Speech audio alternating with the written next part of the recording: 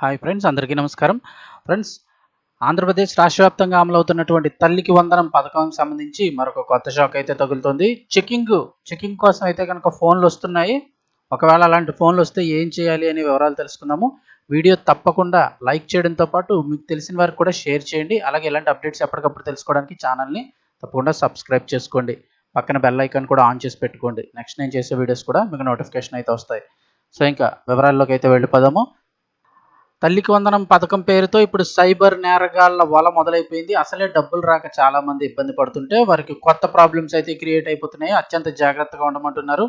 అమాయకులైన తల్లులకు టోకరా, జాగ్రత్తగా ఉండాలంటున్న పోలీస్ కమిషనర్. ఎందుకంటే డబ్బులు పడలేదు కదా, ఏ విధంగా చేస్తే పడతాయి, ఏదో కరెంటు బిల్లో లేకపోతే ఇలా ట్యాక్సీ ఉందనో, ఇన్కమ్ ట్యాక్స్ అనో, రేషన్ మ్యాపింగ్ లేదనో, ఇలా ఏదో రకంగా అయితే డబ్బులు ఆగినాయి. ఎవరైనా ఏమన్నా సొల్యూషన్ చెప్తారేమో అని చాలా మంది అయితే వెయిట్ చేస్తున్నారు. ఇదే సమయంలో మీకైతే ఫోన్లు రావడం జరుగుతుంది. మీ బ్యాంకు ఖాతా హోల్డ్లో ఉంది, మీ పిల్లల పేరుతో తల్లికి వందనం డబ్బు పడదని, హోల్డ్లో ఉన్న ఖాతాను మళ్ళీ పునరుద్ధరించేందుకు మేము చెప్పిన నెంబర్కు డబ్బులు పంపండి అంటూ విజయవాడ నున్న పోలీస్ స్టేషన్ పరిధిలో ఇద్దరు మహిళలకు సైబర్ నేరగాళ్లు ఫోన్ చేశారు. ఒకరి నుంచి 43,500, మరొకరి నుంచి 5,000 లాగేశారు. చూడండి, జాగ్రత్త పడండి. మీరు ఏదో ఆలోచనలో ఉండుంటారు. ఎవరో వచ్చి మీకు ఇలాగ ఈ ప్రాబ్లం ఉంది, ఇది క్లియర్ అయిపోతుందని చెప్తే తెలియక గబుక్కుని నమ్మేసే వాళ్ళు చాలామంది ఉంటారు. ఒక ఒక ఒక మహిళ దగ్గర నుంచి ఏకంగా 43,500, ప్రభుత్వం నుంచి 13,000 కోసం ఆలోచిస్తే 50,000 దగ్గరగా పోయినాయి. ఎన్టీఆర్ జిల్లా జీ కొండూరు స్టేషన్ పరిధిలో ఇదే తరహాలో మోసం మరొకటి నమోదైంది. సచివాలయం నుంచి ఫోన్ చేస్తున్నామంటూ సైబర్ నేరగాళ్లు గతంలో వాలంటీర్గా పనిచేసిన మహిళతో మాట్లాడారు. తల్లికి వందనం డబ్బులు పడని వారి వివరాలు ఆమె నుంచి సేకరించారు. ఆమెను లైన్లోనే వచ్చి డబ్బులు పడని ఇద్దరు మహిళలతో కాన్ఫరెన్స్ కాల్లో మాట్లాడారు. తల్లికి వందనంతో పాటు గత ప్రభుత్వ హయాంలో ఉన్నటువంటి పెండింగ్ అమ్మఒడి కూడా చెల్లిస్తామని నమ్మించారు. ఓ మహిళ ఖాతా నుంచి 20,000, మరొకరి నుంచి 9,000 తమ ఖాతాలకు మళ్లించుకున్నారు. చూడండి, మీకు సచివాలయం నుంచి ఫోన్ వస్తుందని చెప్పినా కూడా మీరైతే ఫోన్లో ఏం చెప్పకండి డీటెయిల్స్. ఎట్టి పరిస్థితుల్లో ఓటీపీలు కానీ వాళ్ళ బ్యాంక్ అకౌంట్ నెంబర్లు కానీ అస్సలు ఇవ్వకండి. ఒకవేళ సచివాలయం నుంచే మీకు ఫోన్ చేస్తున్నాము, మీకు డబ్బులు పడాలి అన్నట్టు మీ దగ్గరలో ఉన్న సచివాలయానికి ఒకసారి వెళ్ళి మాట్లాడండి. అంతే తప్ప ఫోన్లో ఎట్టి పరిస్థితుల్లోనూ డీటెయిల్స్ అయితే చెప్పకండి.